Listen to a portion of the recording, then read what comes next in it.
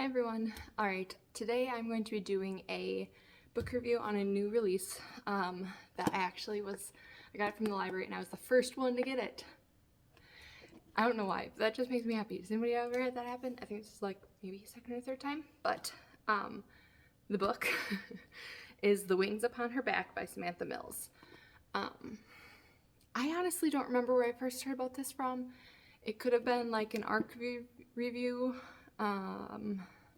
Can't think of who it would have been. I have no idea. It either was probably from Elliot Brooks, how she does that like upcoming releases thing where she goes through the releases for the upcoming month, or else it could have been Bethany, maybe. She reads a lot of ARCs, and I feel like this would be up her alley if she hasn't read it, honestly. But it was an amazing book, honestly. I will go through a small blip summary of it, but in general, the main character, Zemilai, starts out, she has been working for her god for the last like 30 years, something like that. And she starts off the book talking about the night that was her biggest downfall. In the beginning that it was the worst night of her life and everything goes downhill from here, so it's like not a surprise at all. That's gonna be a sad story. But the gist of their city is that there were 5 gods that came and gave them, all these people, technology and built them up to be this big society, and then all the gods went to sleep. There was a warrior god, a work god, a farming god, a scholar god, and engineering type god. But anyways, they all went to sleep, and now there's these sects of people in this city, and they declare themselves to a religion, to a god, when they kind of reach like adulthood. Normally, often you stay in what you were raised in, like what your parents were, but you can switch between them if you choose to. And so Zemilai, who was known as Xenia when she was a kid, grew up in the scholar sect. That's where her dad and her brother was. Her mom died when she was younger. I don't remember why. But then she chose to go over to the Mecca sect, which is the warrior sect. And this is kind of a taboo thing. Don't normally bridge between the two. Like engineers and scholars often go between each other. The workers and the farmers, like same type. But the warrior sect is a lot more stringent, a lot more severe, and they don't get along with people as well. So it was kind of controversial what she did. But she went over there, and this story is a novel that really digs into abuse and power and what it can mean if you devote your life to the wrong thing. So when she went into the warrior sect, they form units called, what are they called? 5 units, I think they're called. Something like that, 5 units, I think, where they train together. They're about the same age. She actually joined up 1 year later, so she was slightly behind, so she had to catch up. But she trains with this group, and they're underneath a leader.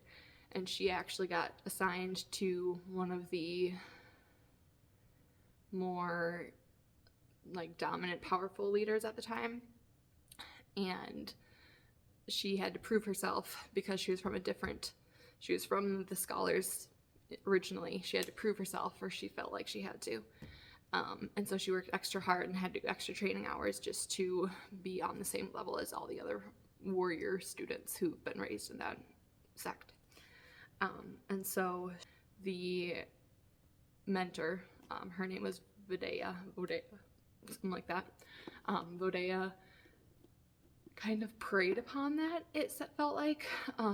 She knew how to manipulate Xenia so that she wouldn't talk to her old family and wouldn't be a scholar anymore. She felt that Vodea was her only family and that she owed everything to the religion and everything to Vodea. And to grow in the Mecca sect, you had to give up your scholar sect. While all this is happening, all the 5 different religions all kind of start a civil war with each other. The mechas have been trying to grab more and more power, and the scholars and engineers don't like that. And so then they kind of declare civil war and are trying to bring down the mechas and are trying to publish an article that declares that possibly the gods are not actually gods. So this brings a whole controversy and war to the people, and this poor Xenia, who her name changes to Zemlai later in the book. You just have to know. There's kind of two timelines. When she was a young girl, she was called Xenia, and then when she's an adult, she's called Zemlai. So that's kind of a way that you can shoot to know which timeline you're in. But it's pretty easy to tell. I never got confused. But there's the two timelines that you're following throughout the story, and it's just heartbreaking, honestly. The emotional, and I mean, she was never like beaten, but she was told to push her body beyond what it was capable of and what it should have done. The Mecha sect, it's kind of creepy, actually. I didn't love this part, but it's kind of a sci-fi dystopian novel. And so the mechas, they have these ports. So first they're given training ports when they're young kids after they've done all their like warrior battle training stuff. They're given these ports like in their abdomen to start training on, and they connect them to nerve endings, and you have to try and control these mechanical limbs. And you start by just trying to use a mechanical hand and get it to open and close its fist, and then you slowly start to try like a small miniature mechanical wing. And then eventually when you're a full mecha winged warrior, they're called, you have these ports installed in your back by your spinal cord. And they're like mechanical ports, like plug-in with cords. And then you can clip onto these big metal wings. And that's how they defend the city, the warriors, is by flying around the city, and you can obviously attack people easier because you're flying in from above and dive bombing and dropping bombs and whatever you do. But that's what these warriors train for. Their whole life is to be a winged. They call them like winged Vidya, winged Zemlai.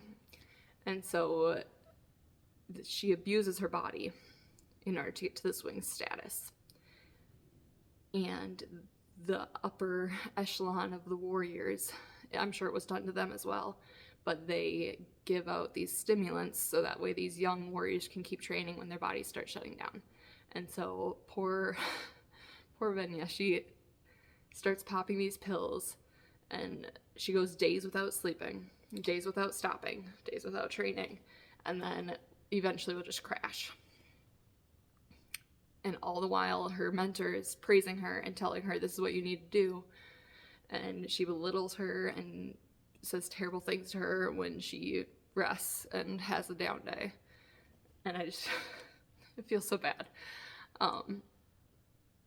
But you learn more and more about the mentor. And she from the outside, you know that this is a bad situation, that she's being abused and gaslighted this entire time. But reading the progression with Zemlai, it's just so terrible and so good. The author does a great job of really digging into what it means to be gaslighted and mentally abused and trying to grow from that and figure it out on your own. The feelings that she goes through, she doesn't want to give up on her mentor. She doesn't want to believe that she's been doing all these terrible things to her. But her mentor is bad. Like, she's just a terrible person. And it's hard for Zemlai to come around and accept that because she's been seen as a mother figure and a friend and a mentor and everything to her since she was, I think it was like 13 or 15 or whatever age she went over to the Mecha sect. And there is a slight found family part of this story. She does find people that introduce her to a new way of living in the beginning of the book. It's not really a spoiler. The main character's Emily is cast out. It's from the worst day of her life, you know what happens. She's cast out, and she finds this group of people, or they find her technically, and they are a found family that has joined together. They're actually a throuple, so it's a man, a woman, and then a non-binary character. And then there's another family member as well that's not part of the throuple, but they are all a group that has joined together and is trying to, you know, take down the mechas or whatever. But I loved this book. I recommend it to anybody who loves to feel things, first of all. It's not like a happy book at all. Like, I don't think any of it's happy. But it's just so well written, and the author knew what she was doing. I think it's a debut novel as well, which is really amazing. I think she'll do amazing things, whatever she writes next. She is a Hugo, Locus, Sturgeon, and Nebula award-winning author. So, I mean, obviously other people think she's good too. But I'm hoping this is an upcoming novel that will get more and more popular. 5 stars, obviously. Go and check it out. Bye.